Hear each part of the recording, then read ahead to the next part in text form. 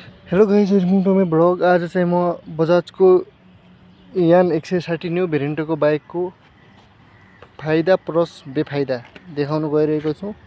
के चिजमा चाहिँ यो बाइक लिन राम्रो छ र के चिजमा चाहिँ लिन नराम्रो छ मलाई चाहिँ लागेको कुरा है। मैले चाहिँ यो गुडाएर यहाँनिर 500 पुग्नु लाग्यो। मेरो पहिलो सर्भिस पनि हुनु लाग्यो। म यसमा लङ टुर पनि गएको छु, सिन्धुलीसम्म। अब हैन, केही कुराहरू मैले छुटाएको पनि हुनसक्छ, तर मलाई लागेको फाइदा प्लस बेफाइदा म दुइटै भन्न गइरहेको छु। यो चाहिँ एकदमै हेर्दाखेरि लुक्समा चाहिँ एकदमै बबाल स्पोर्टी लुक छ है। यसको चाहिँ एकदमै दामी छ। अनि प्लस यहाँनिर चाहिँ यो ग्राफिक्सले पनि एकदम दामी लुक्स दिइरहेछ। अनि अहिले चाहिँ यसमा यो सक चाहिँ चेन्ज भएर आएको रहेछ हैन, अलि मोटो हैन, प्लस यो गोल्डन कलरमा है। अनि यो चाहिँ मैले लगाएको है, मलाई मन पर्ने यस्तो अलिकति यो सानो ट्याक्क लगाइदिउँ भनेर यो चाहिँ लगाएको। यस्तो हुँदैन, यहाँ चाहिँ यस्तै नै छ यो। प्लस चाहिँ यो चाहिँ फुल्ली डिजिटल मिटरमा पनि आएको छ अहिले, फुल डिजिटल भएर एकदमै राम्रो छ। अनि यो गार्डहरू चाहिँ मैले आफैले लगाएको। अनि यसमा साइड स्ट्यान्ड प्लस यो डबल स्ट्यान्ड पनि छ, सुविधा यसको लागि है। अनि यता चाहिँ यो डुअल च्यानल एबिएस पनि हो। अब ब्रेकको हैन कुरामा एकदमै राम्रो भयो अरे। अब डुअल च्यानल एबिएस भनेपछि त धेरैजनाहरूले बुझिहाल्नुहुन्छ, मैले धेरै कुराहरू भनिरहनु पर्दैन। अनि यो चाहिँ हेर्दाखेरि यताउति धेरै नै राम्रो, एकदमै बेटर छ हैन। फ्युल क्यापेसिटी पनि एकदमै fully digital meter, bluetooth connecting है। यहाँनिर मोड पनि आउँदो रहेछ, यो मोडको बटन। मोडहरू पनि चेन्ज गर्न मिल्छ, रेन, रोड, रेन र अफ रोड गरी 3टा मोडहरू दिएको छ यसमा। अनि यहाँनिर यो टाइमिङ पनि छ।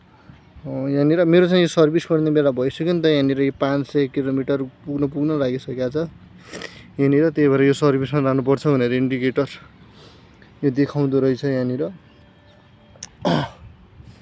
अनि यहाँनिर चाहिँ धेरैभन्दा धेरै युज हुने कुरा चाहिँ धेरै राम्रो यो चाहिँ यो चार्जिङ पोर्ट पनि छ यहाँनिर, एकदम चार्ज गर्न एकदमै राम्रो हुन्छ। अनि मलाई एउटा चाहिँ यहाँ नराम्रो लागेको चाहिँ, यसमा नराम्रो मलाई एकदमै नराम्रो लागेको चाहिँ यो अलिकति राम्रो भइदियो हुन्थ्यो भन्ने कुरा चाहिँ, यहाँनिर जुन सिट छ यो सिटमा चाहिँ सारा कुराहरू यतै छ क्या है। धेरै कुराहरू यो बाइकको यही पछाडिकै सिटको मुनि लगाइदिएको छ हैन। सारा कुराहरू यतै छ, तर यो चाहिँ यस्तो खुर्रा ओपन नै छ क्या। यो चाहिँ धुँदाखेरि पुरै पानी जान्छ यहाँ है, धुँदाखेरि पुरै पानी जान्छ। यहाँ सेन्सरको कुराहरूदेखि लिएर यहीँनिर यत्रो ब्याट्री छ है, यहीँनिर यो सेन्सरको छ। तर के छ भने यहाँबाट यसरी पानी छ्याप्दाखेरि चाहिँ यो पानी यो 100% स्योर जान्छ है, जान्छ। तर मैले चाहिँ के गरेको छु भने त्यो बाइक धुने ठाउँमा सिट मात्रै, अरू त उहाँहरूले नै धोइदिनु। यो सिटमा चाहिँ यसरी पानी हानिदिनु है, यतापट्टिबाट उ गरिदिनु है भनेर चाहिँ मैले त्यो चाहिँ भन्ने गरेको छु।